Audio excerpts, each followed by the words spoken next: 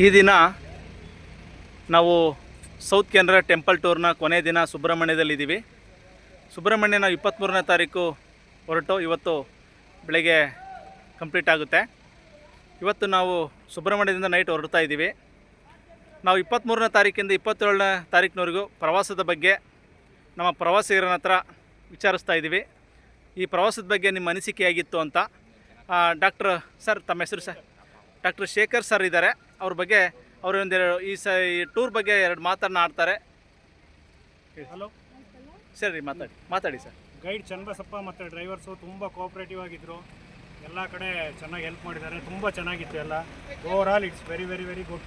Okay, thank you sir. Sir, tell me just for the tour information sir. You can tell in Telugu sir. Telugu okay? Okay, everyone language, anyone, no problem. I'll do it in English.